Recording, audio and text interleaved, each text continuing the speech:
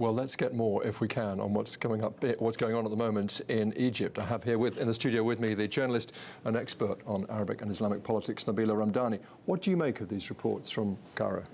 Well, first of all, it has to be said that there are conflicting reports, and the death of the former president of Egypt, Hosni Mubarak, is not confirmed yet, although it is reported that he's clinically dead. So we have to take the information with a bit of caution.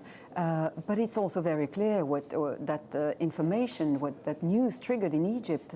We are seeing images from Tahrir Square in particular, in Cairo, the capital city, where, of course, the revolution started last year in February, and scenes of rejoicing, people celebrating the possible death of Hosni Mubarak. And of course, this is a nation which has suffered under 30 years of dictatorship under Hosni Mubarak. So it shouldn't be too surprising that people are rejoicing at that news. Wouldn't want to wish a death on him, of course, but there will be the suspicion that the military is in some way managing an announcement that he is in fact dead. And although we have absolutely no confirmation of that, but they are managing the announcement for when it suits them, given what they seem to be up to at the moment. Well, absolutely. And just to go back quickly to your point, of course, one shouldn't be celebrating the death of an individual, however nasty or that individual was. And in fact, we've seen how after Mubarak was tried, a very long trial, which was going on for quite a few months, he was sentenced to a life sentence because of his involvement in the crackdown in the early days of the repression of the revolution. And we saw angry crowds calling for his execution. And it has to be said there were commentators who were saying that, well, in actual fact, if we are to have a new Egypt following due process and indeed the rule of law, then probably, it's not the best thing to call for the death of a man.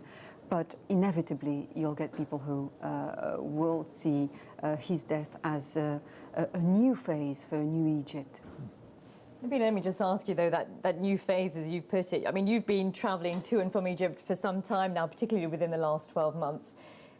That issue about a new phase and the revolution fatigue that many people have been talking about in the last few days, is it really going to be a new phase? Because people are saying, actually, Mohammed Mursi, Ahmed Shafiq, this isn't really the revolution they were asking for. This wasn't really a move on from Hosni Mubarak.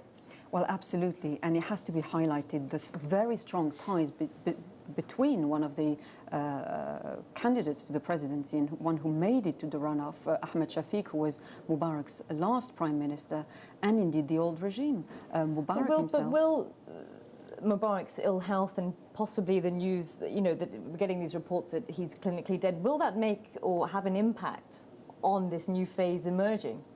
I think, if anything, it will lead to even more determination to get rid altogether of the old regime in the shape of Ahmed Shafiq, Mubarak's last prime minister, and more crucially, the army.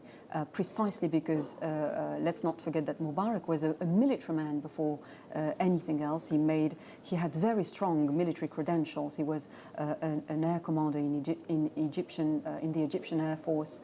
He played a crucial role in the military structure of his country. And the Egyptians are quite dispirited with the fact that the military has effectively quite skillfully organized a transfer of power effectively from a newly formed, elected parliament to the Supreme Council of the Armed Forces. On exactly that point, all this is in a sense rather academic, isn't it? Because in terms of politics on the ground, the military now has more power for itself than Hosni Mubarak ever had. Absolutely. Certainly more than a new president would have. Indeed, not only has the military consolidated its power, but it has in fact increased its power on the very eve of the second round of the presidential elections. Let's not forget that a couple of days before the second round of the elections, the day started with the Constitutional Court in Egypt probing or deciding over the legitimacy of the candidacy of Ahmed Shafiq, one of the candidates in the runoff. But the day ended with, in fact, the Muslim Brotherhood taking a major blow, and with a third of the seats in parliament being dissolved, effectively the legislative powers being transferred to the military, but also the military also made sure that it has control over budget decisions. And it also set up the committee in charge of drafting the new constitution of Egypt, choosing the 100 members who will be responsible for this new document. So a complete and utter transfer of power to the military.